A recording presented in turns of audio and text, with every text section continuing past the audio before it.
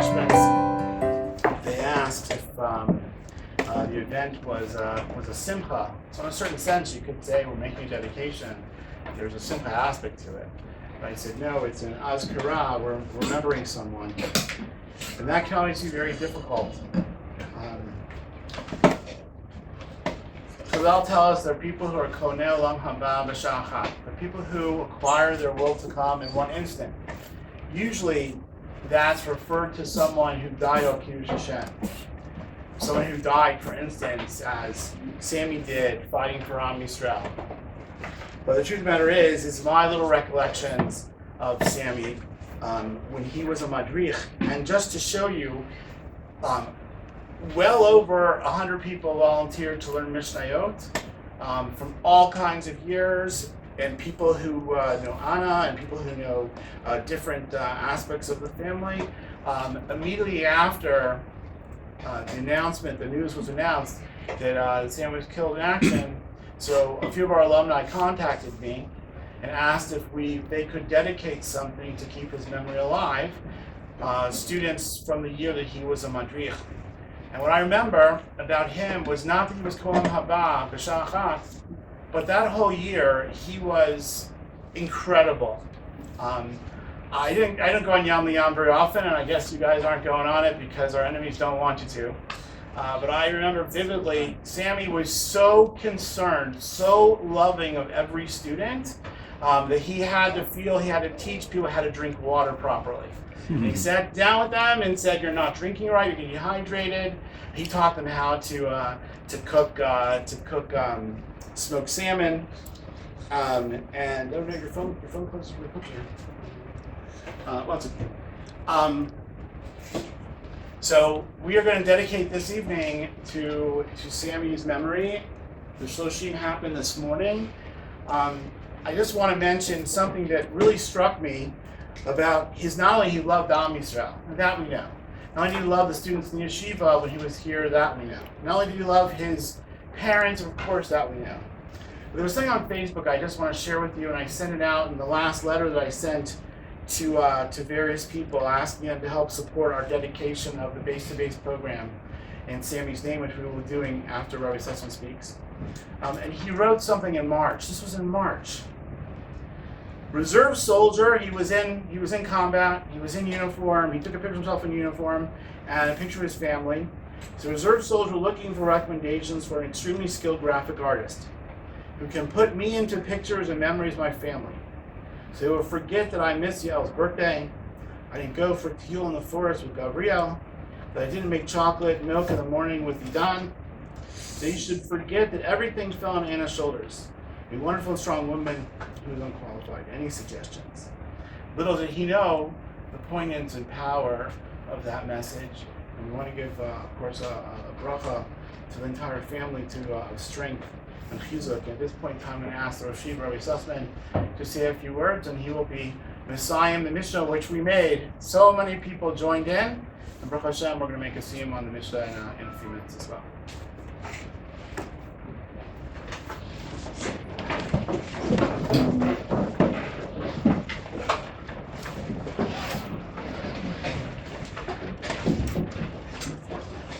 We have a long-standing minhag in the yeshiva, which we generally fulfill every morning after shacharit. That's to find inspiration in the aliyah of the parsha that corresponds to that specific day of the week. So on Sundays, we speak about Rishon. Mondays, we speak about Sheni, etc. As tonight, as we begin Vayer Vayivoker Yom Shlishi, we say, and this it's Yom Shlishi, it's also the Shloshim of our beloved Sammy, which closes with the Siyum in a moment of Shas Mishnayot. And we get ready to dedicate the Beis2Base program in his memory. So allow me to expand upon some psukim in Shlishi that in the excitement of the other events in the parasha sometimes are overlooked. The Torah tells us, first pasuk of Shlishi, Vayigdal ha'ish vayelech haloch v'gadel ad ki gadel ma'od. And the person, referring to Yitzchak, went and grew until he was indeed a great person. Vayhilo, what was his greatness? Vayhilo miknetzon miknevakav avudaraba. And he had great flocks, sheep, herds of cattle. He had great business aspirations. And then, of course, the troubles begin. Vayikanu oto Pelishtim. The Pelishtim were jealous of his success. From this point on, all the struggles of Yitzchak vis-a-vis the Pelishtim will be focused on one thing and one thing only, on the Be'erot, on the wells that he had inherited from Abraham. And the Torah continues, Chol ha-be'erot asher chafru avdei aviv b'mei Abraham aviv sitmum plishtim vayimalu mafar. All of those wells that he had inherited from Abraham, all of those wells that Abraham over decades had dug, had excavated, the Plishtim had come and stopped them, filled them up with dirt. Vayomer Avimelech El Yitzchak. Not only did they take away his property, Avimelech turns to Yitzchak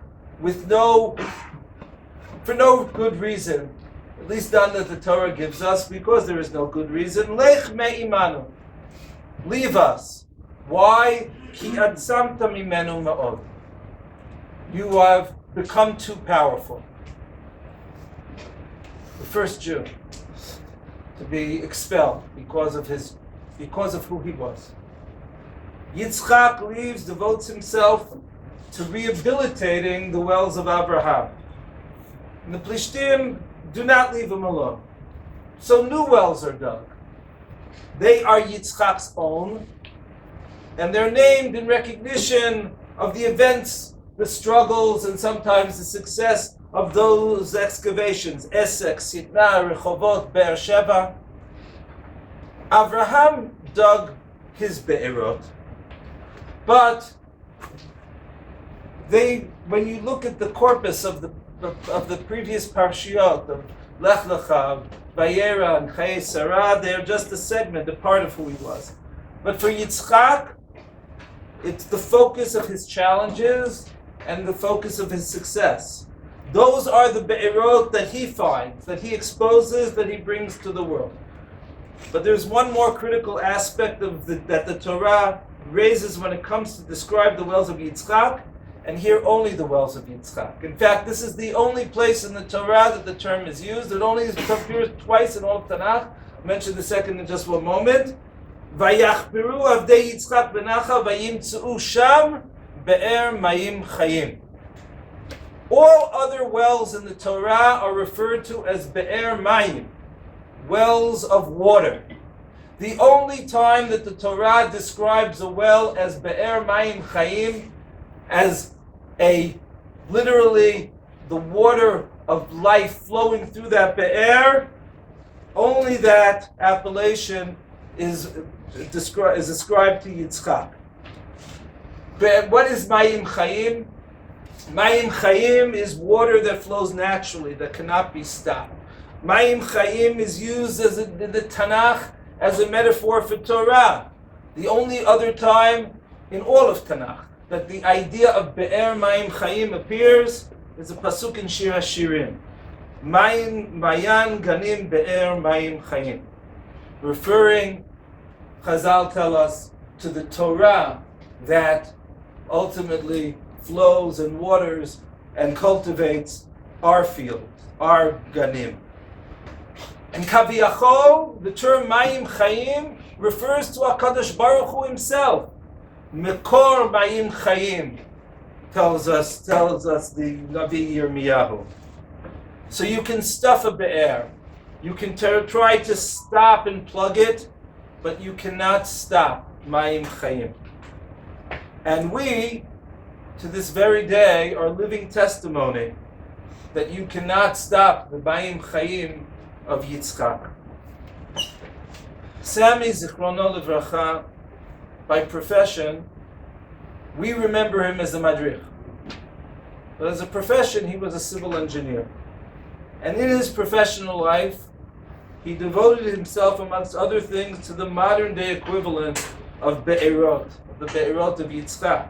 I took a look at his LinkedIn page, and figuring prominently on that page are the public works projects that pshuto k'mashma'o, the simplest meaning of the word, brought clean, safe drinking water to tens of thousands, even hundreds of thousands of people here in Israel.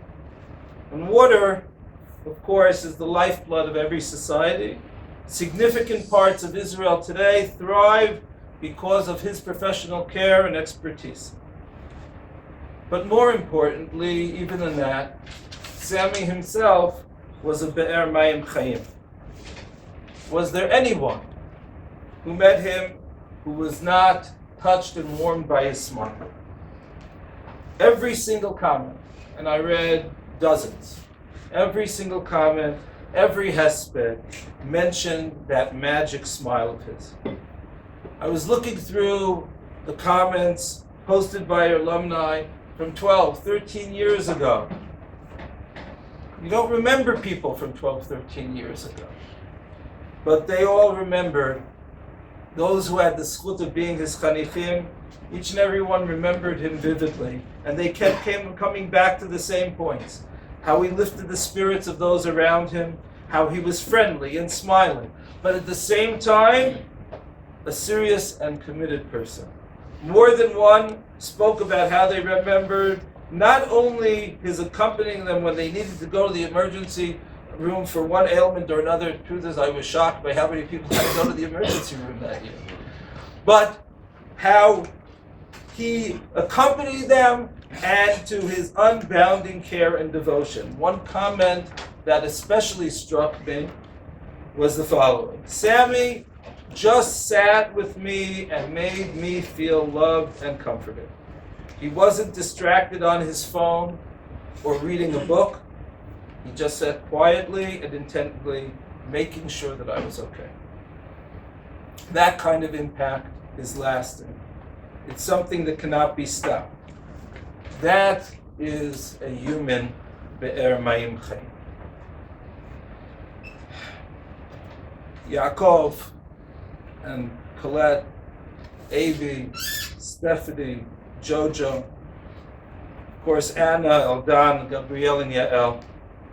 We have no words to comfort you. We can only express our gratitude to you for giving us the zchut of dedicating the Yeshiva's Beis2Base program for Chayalim Bodidim, for lone soldiers like Sammy, in his memory. In that small way, the example and model that he set, the smile, the joy, and at the same time the seriousness of purpose that he embodied, the Be'er Mayim Chayim of what it meant to be a Jew in this land for the last 3,500 years, that flows on. Yehi Zichro Baruch. The last Mishnah in Shas, with which we will make our siyum, expresses a similar idea.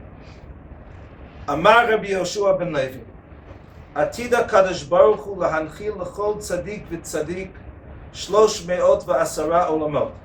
Rabbi Yoshua ben Levi said, in the future, the Holy One, blessed be He, will bequeath to each and every righteous person 310 worlds. Shene'emar, as the pasuk says, lahanchil ohava yesh. The pasuk in Mishlei literally means to bequeath substance. Yesh here means substance, the gematria of which is 310. Lahanchil ohava yesh, to bequeath substance to my loved ones, v'otzrotehem amaleh, and I shall fill their treasuries. In other words, what this midrash is saying, substance in this world, the substance, of course, that Sammy embodied, translates to an everlasting legacy in the world to come. Amar Rabbi Shimon ben Chalafta, Lo matzah Kadosh Baruch Hu kli machzik bracha liYisrael ela hashalom, shene'amar Adonai oz la'amo yiten, Adonai yivarech et amo v'ashalom. Rabbi Shimon ben Chalafta said, Kadosh Baruch Hu found no vessel that can sufficiently hold the blessing for Israel, save for peace. As the Pasuk says, Hashem will give us strength to His nation, Hashem will bless His nation with peace. Hadran alach, Shas Mishnayot, v'Hadran alach. Datan alach, Shas Mishnayot, v'Tatan alach. Lo nitnashem minach, Shas Mishnayot, v'lo titnashem minach. Lo ba'alma haden, v'lo ba'alma da'ate. הרב נא אדוני אלוהינו את דברי תורתך בפינו ובפיות עמך בית ישראל, והנה כולנו אנחנו וצאצאינו וצאצאי עמך בית ישראל, כולנו יודעי שמך ולומדי תורתך לשמה. מאויבי תחכמני מצוותיך כי לעולם יהי ליבי תמים בחוקיך למען לא אבוש, לעולם לא אשכח פיקודיך, כי בם חייתני ברוך אתה אדוני למדני חוקיך, אמן אמן סלע וערב. מודים אנחנו לפניך אדוני אלוהינו ואלוהי אבותינו ששמת חלקנו מיושבי בית המדרש ולא שמת חלקנו מיושבי קרנות, שאנו משכימים והם משכימים, אנו משכימים לדברי תורה והם משכימים לדברים בטלים, אנו עמלים והם עמלים, אנו עמלים ומקבלים שכר והם עמלים ואינם מקבלים שכר, אנו רצים והם רצים, אנו רצים לחיי עולם הבא והם רצים לבאר שחת, שנאמר ואתה אלוהים תורידם לבאר שחת אנשי דמים ומרמה לא יחצו ימיהם ואני אפתח בך. יהי רצון לפניך אדוני אלוהי ואלוהי אבותיי, כשם שעזרתנו לסיים ש"ס משניות, כך תעזרנו להתחיל ספרים אחרים לסיימם, ללמוד ולמד, לשמוע ולעשות ולקיים את כל דברי תלמוד תורתך באהבה, וזכות כל התנאים ותלמידי חכמים הנזכרים במשנה תעמוד לנו ולזרענו, לא תמוש התורה הקדושה מפינו ומפי זרענו לזרע זרענו עד עולם, ויקוים בנו מקרא שכתוב, והתהלכך תנחה אותך, ושוכבך תשמור עליך, והקיצות היא תשיחך, כי וירבו ימיך ויוסיפו לך שנות חיים, אורך ימים בימינה, בשמאלה עושר וכבוד, אדוני עוז לעמו ייתן, אדוני יברך את עמו בשלום. יתגדל ויתקדש שמי רבה, עמדי הוא עתיד להתחדתה ולהחיה ולתהיה, ועשה כיותון לחיי עלמה, ומבני קרקע ירושלים ושכחה יכלה בגבר, ומעקר פלחנה ונקראה מנערה, ולטב הפלחנה דשמיא לאתרי, וימליך קודשה בריחו במלכותי ויקרא, ויצמח פולקני ויקרב משכם, בחייכון וביומכון ובחיי דכל בית ישראל, בעגלה ובזמן קריב, דמרו אמן. יהי שמי רב ורח ילם ומאה יתברך וישתבח ויתפאר ויתרומם ויתנשא ויתהדר ויתעלה ויתהלל שמי דקודשה בריחו, ואלה מן כל ברכתה ושירתה תשבחתה ונחמתה דמירן בעמה דמרו אמן. על ישראל ורבנן ועל תלמידי הון ועל כל תלמידי הון ועל כל מהנדסקים דאורייתא דבהתרא קדישא הדין וכל אתר ואתר, יהי לנו ולהון ולכל שלמה רבה חינם וכיסתה ורחמי וחיי אריכם וזנרים ויחי ופורקנה ויקדם עוון בשמיה בערה דמרו אמן. יהי שלמה רבה מלשמיה וחיים טובים עלינו ועל כל ישראל דמרו אמן. עושה שלום במרומיו וברחמיו יעשה שלום עלינו ועל כל ישראל דמרו אמן.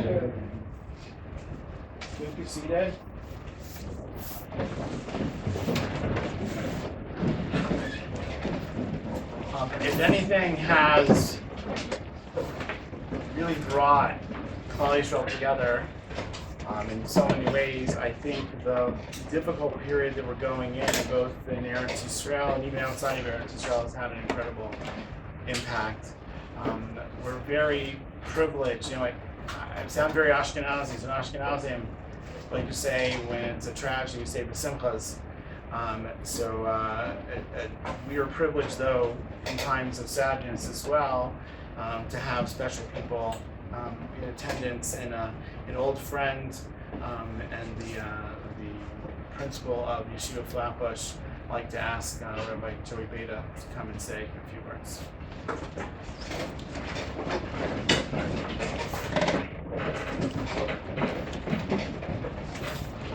Thank you, rabbis. Thank you, students, and thank you to the family for giving me just a few minutes to say a few words about Sammy. It is a big honor for me to speak here.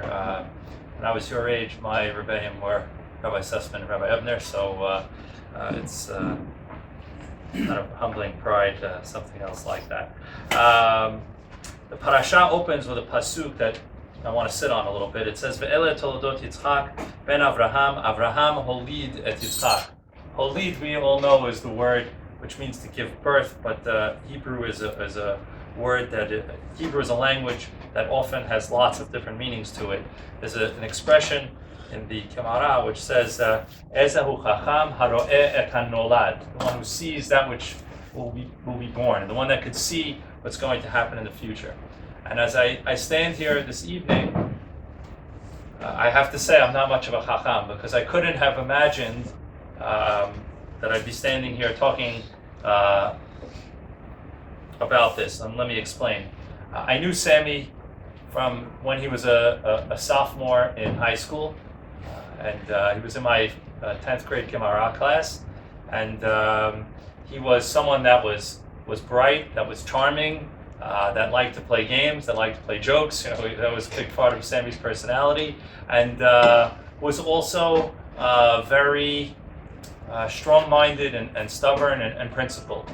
And I again got to have him as a teacher in 12th grade for halacha, and at that point we were already talking about whether or not he'd be studying for the year in Israel. And actually, I tried to get him to come to Eretz HaTzvi, but he was he thought a lot about Yeshivat Lev Torah, which I had spoken with him about, and I remember at the time that his parents were a little worried. They did not. They were worried about Sammy coming and being Sammy and being stubborn and being stuck here and so on. And they were, in that sense, right to be worried, because that's who Sammy was. And they knew their son. They loved their son, and they got to the point where they can tell him, okay, you could go, and and the rest is history. But truth be told, I would never have pictured Sammy having the being the soldier on the battlefield. Sammy was not someone that was big and strong, but as the expression goes, it's not the size of the dog in the fight, but the fight in the dog that counts. And Sammy more than made up for that. And I could say for me, and I know for a lot of the people that I'm around and the students at the Yeshiva of Flatbush and the faculty at the Yeshiva of Flatbush, it really brought the war home for us. Many of us knew a lot of other people that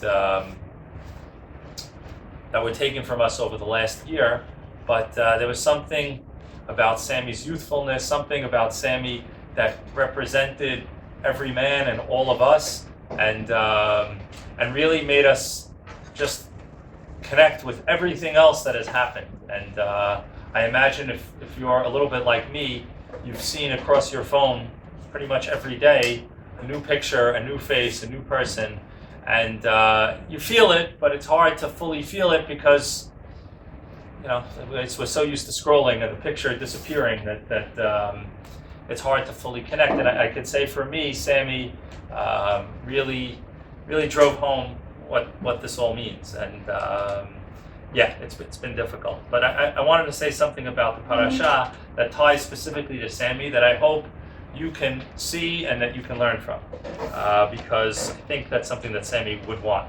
The parasha introduces us to Yitzchak, and Yitzchak is considered one of the three avot. But if we follow along in the Torah, we know that the Torah spends much less time talking about Yitzchak than it does Abraham and Yaakov. We hear a lot about Abraham and we hear a lot about Yaakov. Actually, we start hearing a lot about Yaakov before we even hear about Yitzchak. And the things that it tells us about Yitzchak seem somewhat pedestrian and ordinary. Very often, he's just following in the footsteps of his father. But Yitzchak is the one that and you could ask, why is he an Av? Right? An Av should be someone that blazes a path and sets the way. But Yitzchak is the father, is the one that sets the path of a very important idea in Judaism, and that is, it's not about you. And we live in a world where it's all about you. And everyone tells you that it should be all about you. But Yitzchak is the one who says, I am going to be Ben Avraham. When the Pasuk introduces Yitzchak, it says, Ve'ela toldet Yitzchak Ben Avraham, as if we didn't know. We knew who he was. Avraham holidet Yitzchak.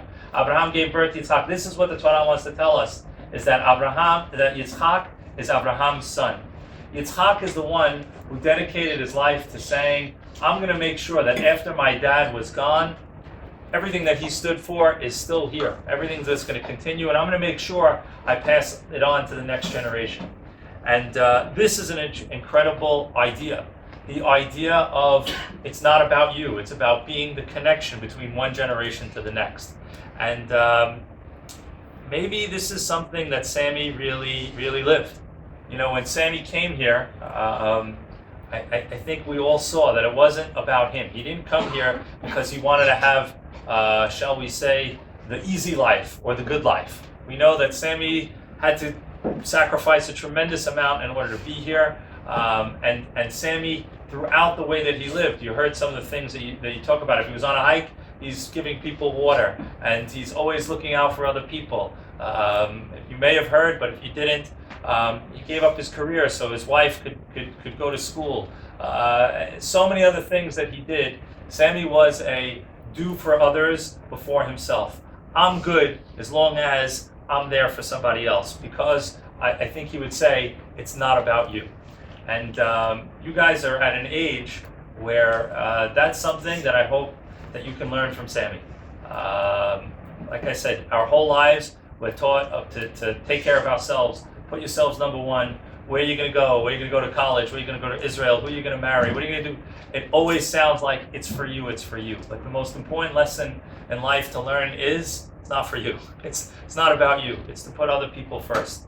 And when you put other people first, that's really when you live a life of gadlut, and that's where you can really be a special person. So I think it's really incredible that the yeshiva is dedicating a program in Sammy's memory that's all about what Sammy stood for, about helping people who are going to go and serve other people, to help people get from the Bet Midrash to the army base, to be chayalim, and to be people that stand and fight for Israel. In almost any other culture, a hero is a guy with big muscles and with major accomplishments and medals and awards and trophies and so on. But not Am Yisrael. Am Yisrael, the hero is the guy who lays down his life for the other people, who makes sure that the next generation and the next generation and the next generation can be here. So Sammy lived it. He was all about, it's not about you. It's not about him. It's about other people. And I hope that each of us can take that message, can take that idea, incorporate it into our lives, and that zechut will make sure that his legacy will live on forever. Thank you for giving me your time.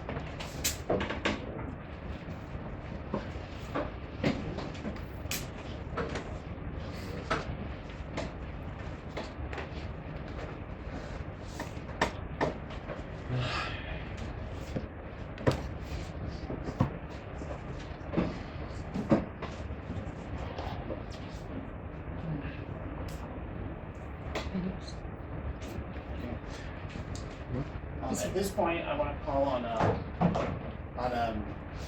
Sammy's father, Mr. Yeshivat Harari, to unveil the plaque which is going to stand in the Beis2Base apartments, dedicating the program, and we'll pull off. Okay. I'll read the plaque. It's the Sammy Harari Beis2Base program, dedicated loving memory of Sergeant Major Shmuel Harari. Sergeant Major Shmuel Sammy Harari was the Eretz HaTzvi Madrid in 5772. He fell in battle defending Eretz Israel and the state of Israel during the Sword of Iron War. on the 25th of Tishrei 5785. And this will hang in the preface. I also want to give the family, we had alumni, we just sent out to everyone in his year. Here is a booklet of memories that the students wrote. And at this point, I would like to ask Mr. Harari to say a few words.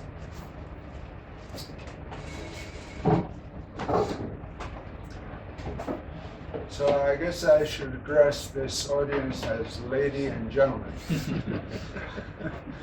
I didn't come prepared to speak, but when you love somebody as much as we love Sammy, it's easy to find virtues and faults, but we'll focus on the virtues now.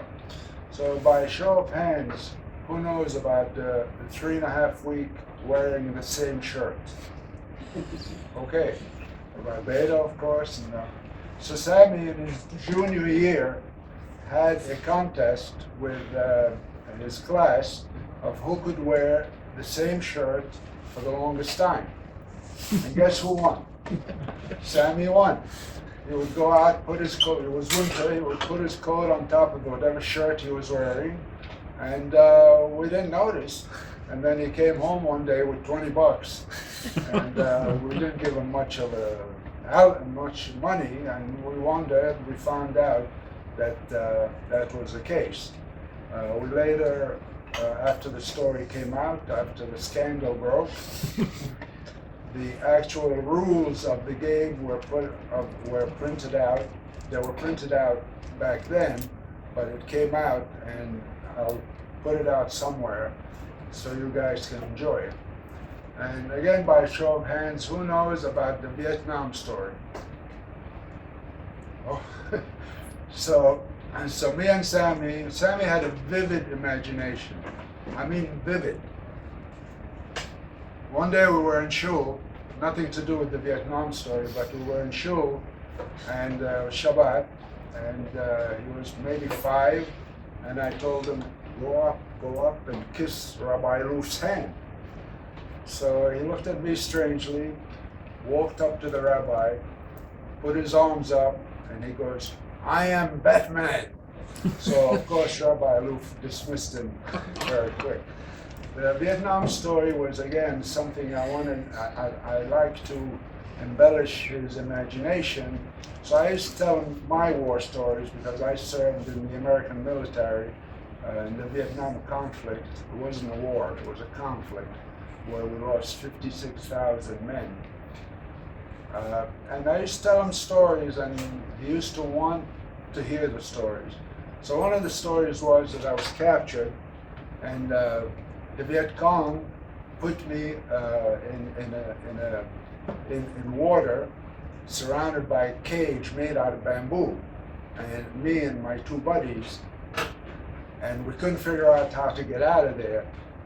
And one day we got the bright idea to catch a couple of the rats that were in the water and hold them and have them gnaw at the ropes that were holding the bamboo. That's how we got free and got away. Now, he took the story and took it to school, and I think they had a show and tell on it, and everybody fell for it. And 10 years later, his classmates found out that it was phony baloney, and it was good at the time. But like I said, I wasn't prepared to speak, but a couple of things Rabbi Beda said, that he was an influence. But when Sammy made the move, he started at 15, I think, to get the idea of Israel and Zionism and good thoughts. And we did not obviously want him to go because we knew there was wars, that it wasn't a place that we want him exposed to, but he didn't care. He said, I'm going, and I'm going. We told him, okay, you go, you don't get any support from us. You get no money, you get nothing from us, and He said, okay, so I'll see you. And he left. Now, this obviously turned out to be the best move he made because he built a life that few of us, very few of us can achieve.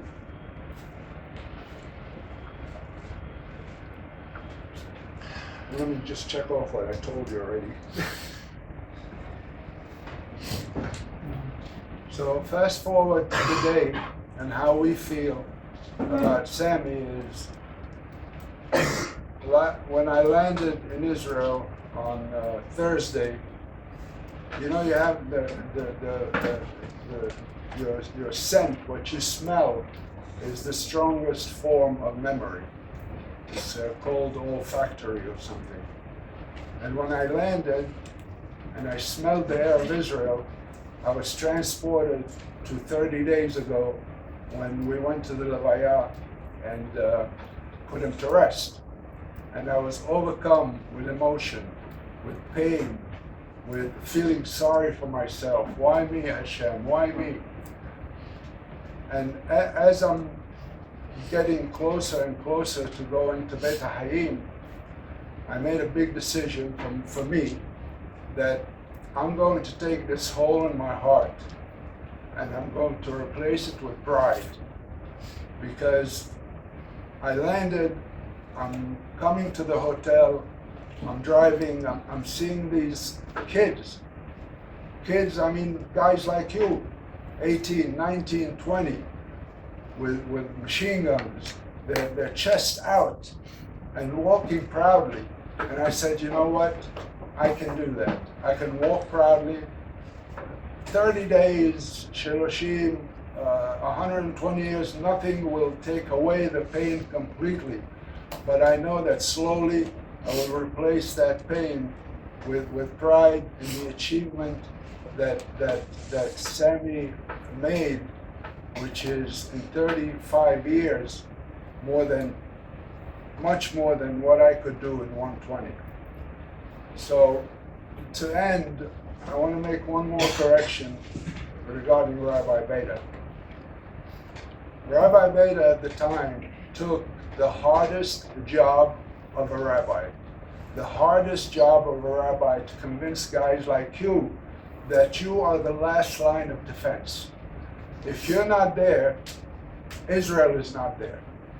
If you don't step up to the plate, Israel would not exist. So I want to commend Rabbi Beta for taking this difficult task and listening to all the parents that complained, what are you doing to my son? You're taking him away. You shouldn't do that. But Rabbi Beta stood firm, and thanks to him, we have people like Sammy, and hopefully you can all achieve what he achieved and have a long life to build on that basis. Other than that, guys, protect us. We need you. There's nobody else. You want to live in Israel, you want to live in the United States, you want to live anywhere in the world as a Jew. If you're not there, we're not. Israel is not here. I mean, it might be blasphemy for me to say that, but this is the bottom line. You have to stand up for Israel physically, mentally, emotionally, with your heart and soul, in your bones, and all the time. And thank you very much.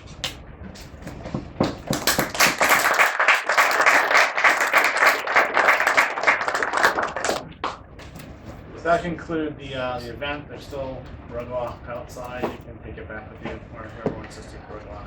There's also gluten-free ones for those who are gluten-free. I made sure to get those as well.